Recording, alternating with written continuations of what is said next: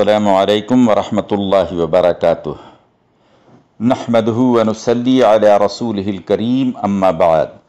फ़अऊज़ु बिल्लाहि मिनश शैतानिर रजीम, बिस्मिल्लाहिर रहमानिर रहीम। वल फज्र व लयालिन अशरिन वश्शफ़इ वल वत्र, सदक़ल्लाहुल अज़ीम। सामीन गिरामी, अल्लाह सुब्हानहु व तआला ने अपने फ़ज़्ल व करम से पूरे साल में कुछ ऐसे दिन और रातें बना दी हैं कि अगर कोई बंदे खुदा सिद्क़ दिल से इसमें अल्लाह की इबादत करे तो अल्लाह ताला जहाँ उसे बेहिसाब अजर व सवाब और नेकियां अता करता है, वहीं उसके सारे गुनाह भी माफ़ कर देता है। सामीन गिरामी, जो आयत मुबारका आपके सामने तिलावत की है उसमें एक लफ्ज़ आता है वल वत्र। मुफस्सिरीन कहते हैं कि इससे अरफा का दिन मुराद है। असल में इसकी शुरू की जो आयतें हैं वो अरफा और ज़िलहिज के पहले अशरे की फ़जीलत में हैं। तो वश्शफ़इ वल वत्र से मुराद मुफस्सिरीन कहते हैं कि यह यौम अरफा है और पूरे साल में सबसे अफजल जो दिन है पूरे साल में वो 9 ज़िलहिज्जा यानी अरफा का दिन है, जिस दिन हुज्जाज कराम मैदान अरफात में हज के लिए जमा होते हैं। दरअसल हज मैदान अरफात में क़याम करने का नाम है, जैसा कि रसूल अकरम सल्लल्लाहु अलैहि वसल्लम ने इरशाद फरमाया, अल हज अरफा, हज जो है वो अरफा के मैदान में क़याम करने का नाम है। ये बहुत ही मुबारक व मसूद दिन है। शैतान इस दिन जितना ज़लील व ख़ार होता है, पूरे साल में किसी दिन इतना ज़लील व ख़ार नहीं होता। वो अपने सर पर मिट्टी डालता हुआ और हवा खारिज करता हुआ उस मैदान से भागता है कि उसने सारी मेहनत अल्लाह के बंदों को बहकाने और गुनहगार बनाने में सर्फ कर दी, मगर अल्लाह सुब्हानहु व तआला ने अपने फ़ज़्ल व करम से इस दिन की बरकत से अपने बंदों के गुनाहों को ऐसा बख्श दिया कि उनकी ज़िंदगी भर के गुनाह मिट गए। ऐसे हो गए गोया आज ही अपनी माँ के पेट से पैदा हुए हों। ये फ़जीलत सिर्फ हाजियों के लिए, मगर हाजियों के साथ साथ अल्लाह सुब्हानहु व तआला ने हमें भी अपने फ़ज़ल से महरूम नहीं रखा। चुनाचे मुस्नद इमाम अहमद में अब्दुल्लाह बिन मसूद रज़ियल्लाहु तआला अन्हु की रिवायत है कि अल्लाह ने अरफा के रोज़े को 2 साल के गुनाहों का कफ़ारा बना दिया है।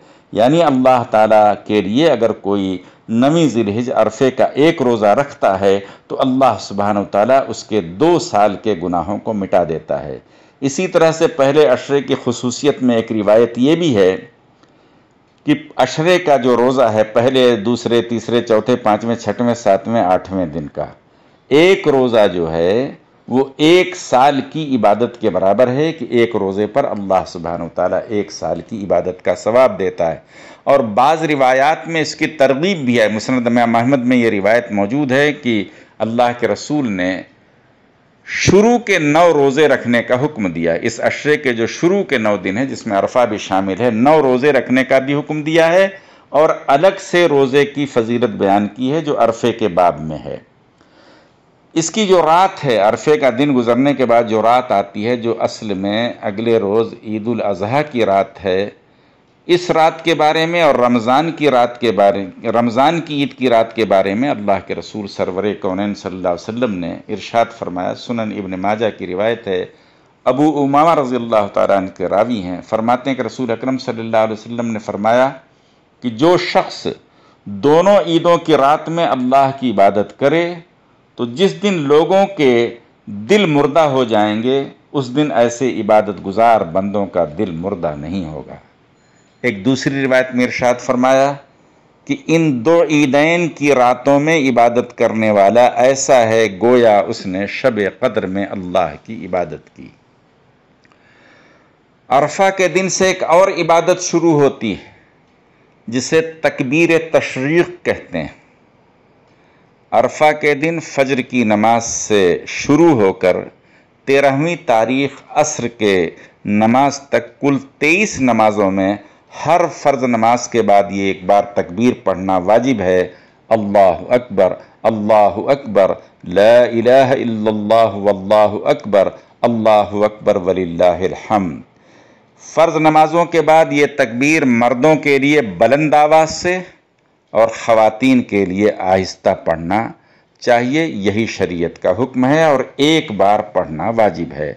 अगर कोई किसी वजह से ये तकबीर भूल जाए تو بعد میں جب یاد آ جائے اسے یہ تکبیر دہرا لینا چاہیے۔